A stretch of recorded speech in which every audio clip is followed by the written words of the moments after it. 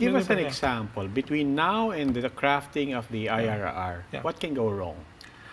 Okay.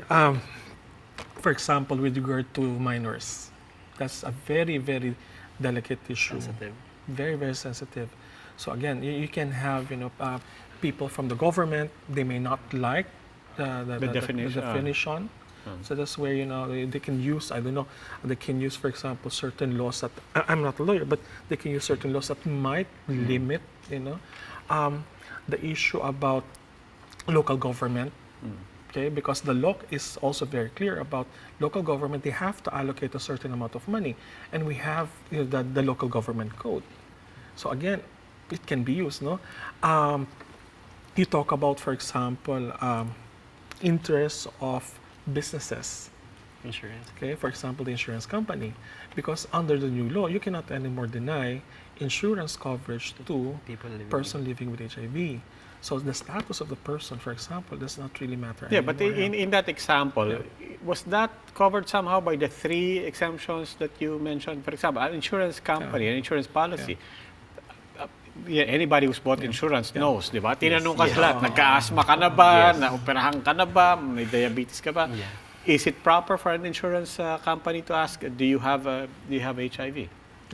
Okay, that's actually one of the areas wherein there was so much discussion.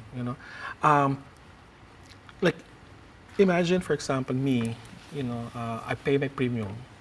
Then 2 years or 3 years after, I became PLHIV.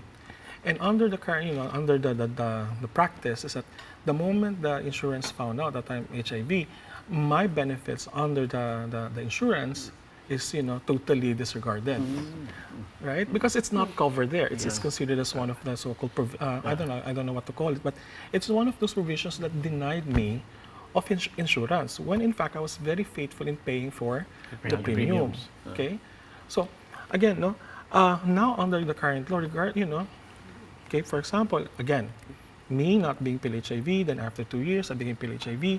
Now under the current law, you cannot deny me of what is for me. Now, the law is also very clear that, if, for example, you know that you are PLHIV, then you have to disclose.